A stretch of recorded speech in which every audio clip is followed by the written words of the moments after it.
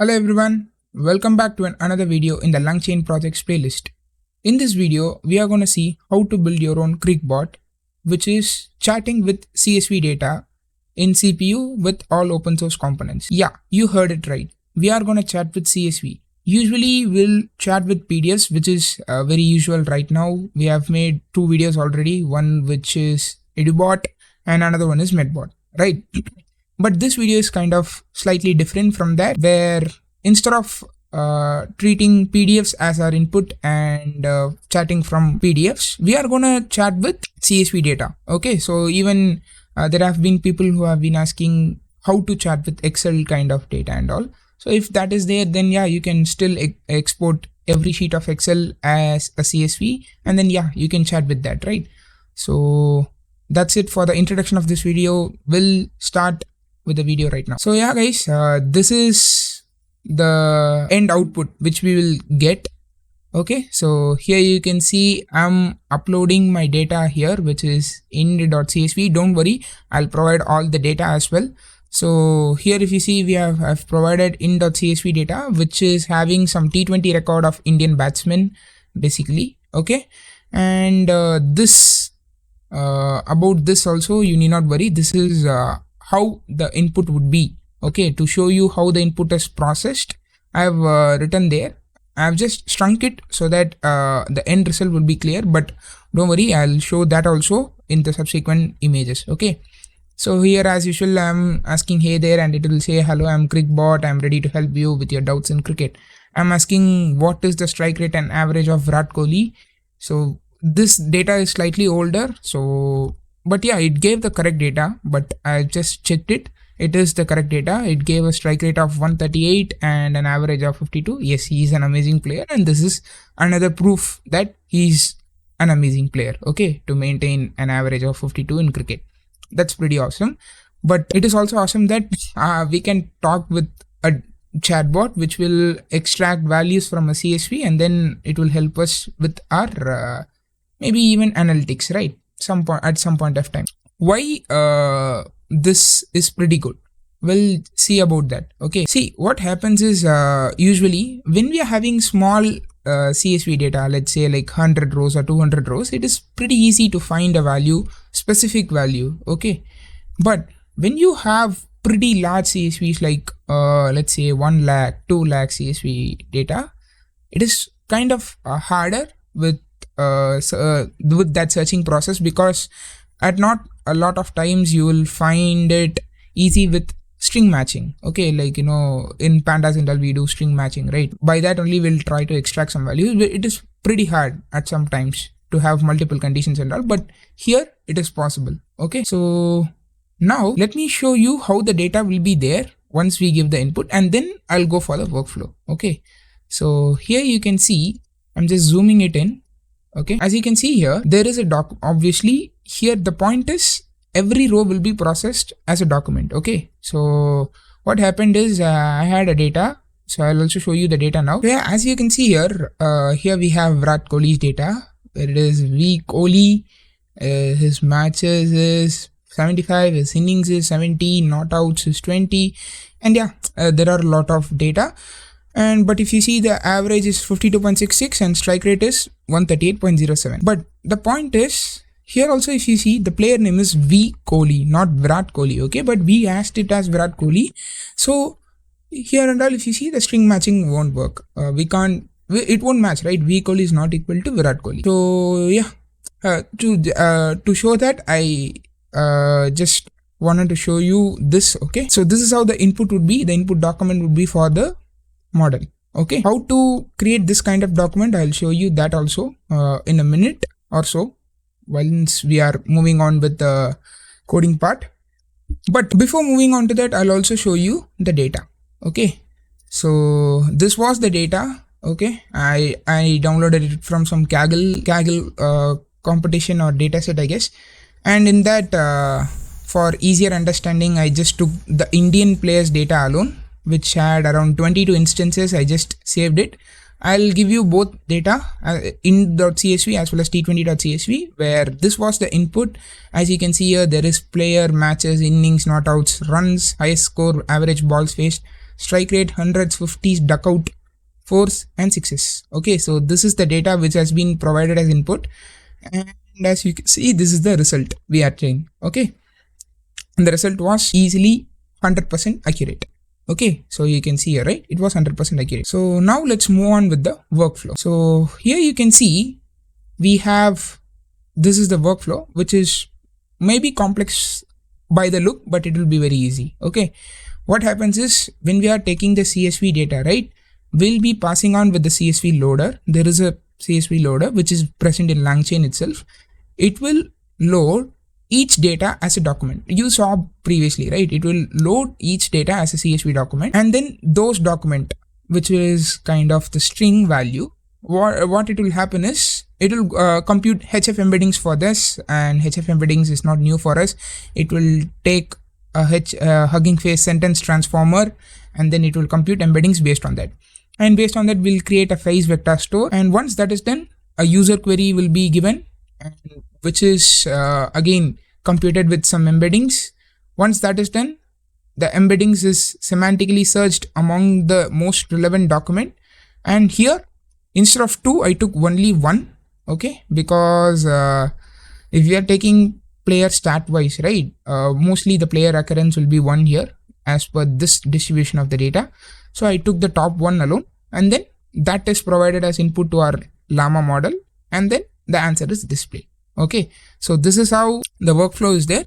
We'll keep this aside, and then once we are moving on to coding, we'll keep it move on with side by side. Okay, first let's move on till the part of creation of vector store. So here you can see these are some conventional imports: Streamlit chat and temp file. This is a new library. Okay, so this is just to create temporary file objects and directories. Okay, why is that needed? That I'll also show you that in the code. Okay, so next we have a document loader, which is CSV loader here, right? Usually we have PyPDF loader. Instead of PyPDF loader, we have CSV loader here. Next we have Hugging Face embeddings, FAISS, C transformers, retrieval QA, prompt template. All are conventional imports right now. Okay, so next we have let's move on with this one. Okay, so here if you see def Cricbot, which is the function which we are using, in which first the retrieval QA chain will be called. Okay, so before moving on to that, we are having this flow. First, what happens is we are having the title being rendered, Cricbot chat with Cricket CSV data, which you also saw there, and in that we are having a file uploader. Okay, which will upload your data, and here we are explicitly specifying that we need a CSV type of data, because CSV loader can load only CSV type of data. Okay, so if the data is loaded, obviously. But if you are thinking, okay, I'm not gonna check it like this, you can also add a button. Okay, how you can do that? Instead of if CSV data, you can do if st button of some kind of upload or process, something like that. That is also useful. Like, you know, we have done that in the previous videos as well. So here if you see the CSV data, once it is uploaded, we are creating a temp file for it. Why? See, what happens is this CSV loader will take only the path to the CSV file. Okay, I hope it is visible for you all. The CSV loader will take only the path to the CSV file, but unfortunately when you upload it in via Streamlit app, it won't take a path, rather it will take an object itself, a CSV file object. Okay, to make a path out of it, we are using temp file. Okay, it will create a temporary file object, and temporary file path also will be created. Okay, so here you can see there is a temp file, and once this is done, it will have all the file operations as well. So in that temp file, we are writing this CSV data values and all, and once that is done, we are having the path, right? So that path is provided to the CSV loader file path, and we are also specifying that the encoding is UTF-8, which is very conventional, and the CSV arguments stating that delimiter is comma, because we are having comma as the delimiter, right? So yeah, that is correct. Next we are doing loader.load, which will do the loading part. Okay, what happens is it will load list of documents. Okay, so I have done st.json of data to display the data. So that is what we have seen here, right? I have data.doc.png. So here you can see in 0 we have document, page content. So similarly, it will go till 22 here. Sorry, 21, because there are 22 instances. But if you have more data, it will come in a lot more. Okay, so yep, that is there. So we have just printed the data. Once that is done, next we are creating the embeddings, Hugging Face embeddings. All right. So as you know, GTE large is one of the good performing models, which we found it in the first video, right? In EduBot, we saw the MTEB leaderboard, and GTE large is one of the top models, and we are still considering that, and we are loading it in CPU. Okay. So once that is done, we are creating a FAISS vector store based on these embeddings, and we are loading this data, and we are computing embeddings for this. Okay. As you can see in the data also, here it is given documents, right? So in previous video, where in Medbot we would have used from text, because there it was in documents, it became text. Okay. But here it is processed as documents. So each is a document. So we are processing it from document. Okay. From document, we are providing this data, which has the list of documents. Like I said, here if you see, there is single CSV data which will load in the CSV loader, and each data is created as a document. Okay. As you can see here, there is multiple documents here, and it is becoming a single documents. And once that is done, we are computing HF embeddings for those. Okay. Once that is done, we are creating the FAISS vector store, which is happening here. So once the FAISS vector store is created, we are also saving it in local. So if you are thinking, okay, I don't want to compute the vector store again and again, that's why we are having save local. Then yeah, you can also do load local, and then you can use it. Okay. If you are doing it in 2 steps, that is fine. But here we are uploading it in the app, as well as we are questioning it in the app, both at the same time. So yeah, you can do it as the same time itself, or else you can do previously in a separate file, and then you can load the FAISS vector store in your application also. That is also possible. Okay. So here we are calling load LLM, which will load our Llama 2 7 billion chat ggml v3 q4 1.bin. I hope you all know this file. Okay, because we have been using this for the past 2 videos. Now it's the 3rd video in LangChain projects playlist, where we are using the same model. Sorry, we are using the same model that is from the blog. Okay. So in that, we are also having a model type as Llama. The max new tokens is 512, and the temperature is 0.9. Okay, to control the randomness, and then the number of tokens which can be generated to the max. Next, we are having prompt template.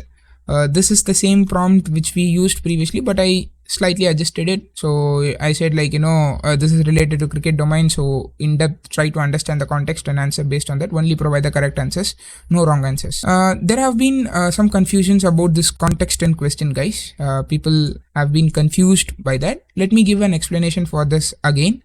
What happens is, once we are providing this prompt template into the retrieval QA chain, right? So here, when you do db.asRetriever, obviously the context, the most relevant context, as we are given k is equal to 1 here, the top k is equal to 1, which is the most relevant document will be fetched, which will be provided as context. That is why we are setting the input variables to be context and question.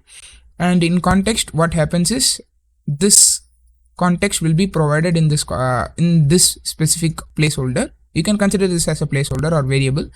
And then in that question, what happens is the query will be gone. Okay, so that is how it works. All right.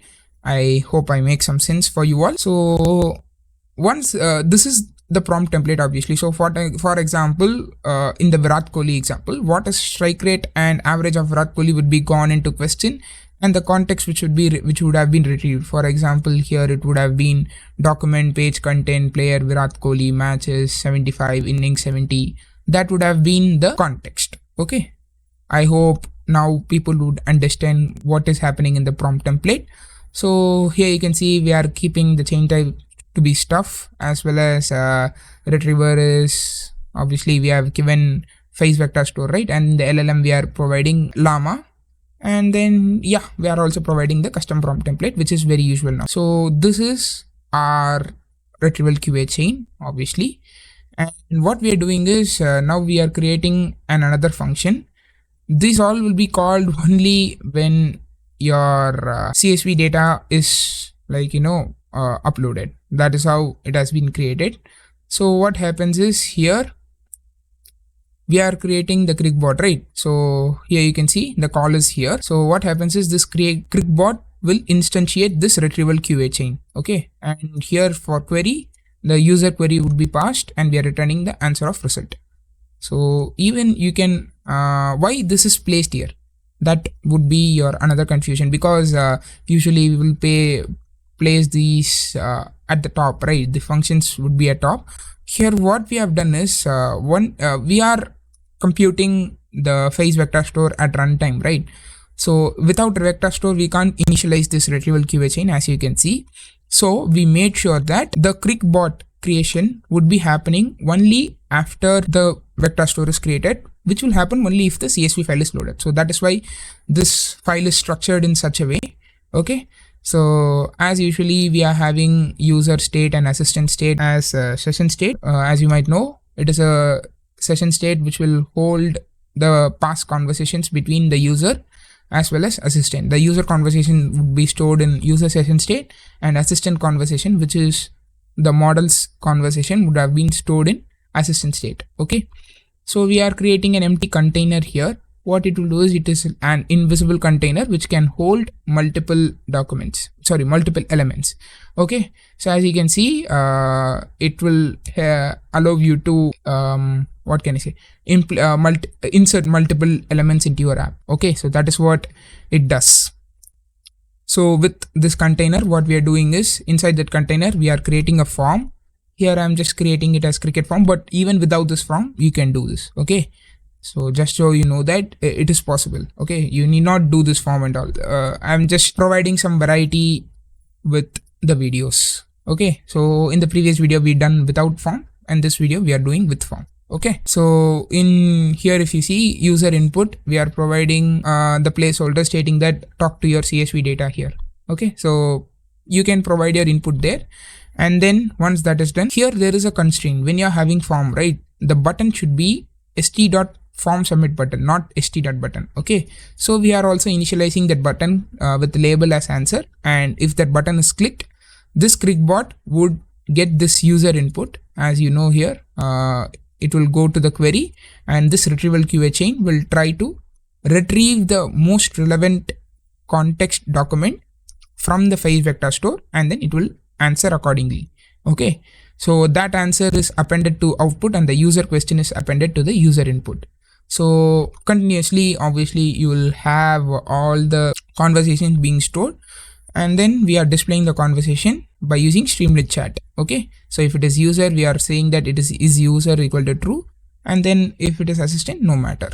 So if you don't if you do that only, you will get this left right kind of an interface where for user it is right with a smiley image, and for left there is a robot image, right? So for this only we are keeping is user equal to true here, and there is user equal to true is not being set here. Okay, so that is there. So as you know here, like we saw, right, we are loading this, we are uploading the CSV data, and via CSV loader we are loading each instance of the file. So as you know, like if there is a Virat Kohli instance, KL Rahul instance, or else MS Dhoni instance, so all will be a separate document, and each document is computed with embeddings and stored in the FAISS vector store. So once that is done, so here if you see, we are having the user query, right, from this duck image, which is obviously the user. Okay, so the user is providing the user query, and once that is done, the embeddings are computed for that query, and then we are making a semantic search, and then finally we are getting the top one result, and then we are passing it to the retrieval QA chain. Finally we are displaying the answer as well. So this is what even we saw in our code, right? So here if you see in the code, again I'm just making a small review. So here we are uploading the CSV, we are creating we are loading the CSV, and here the documents are created. Once that is done, we are computing the embeddings, and FAISS vector store is created. The left half is done, and once if the user provides the user query, so this is, just give me a minute. So here it is. Yeah, so here the user is providing the user query. Once that is done, we are creating the model. Obviously that will be at the back end. In that we are providing this user query, for which Again, the DB will, the FAISS vector store will compute the embeddings and it will retrieve the top one result. And once that is done, it will be provided to the LLM and the LLM will return the answer. Okay, and we are finally displaying the answer in the form of chat. So that is about how you can chat with CSV data. Okay, so this is not necessarily for small CSV. Still, you can achieve great scalability with big CSV data as well. So yeah, you can try with this code itself, and if you have any doubts, you can let me know in the comment section. I hope you all like this video. If you like this video, please hit the like button and share it with your friends who you think it might be useful for them, and more importantly, comment your suggestions and feedback in the comment section. I'll see you all in the next video. Until then, cheers.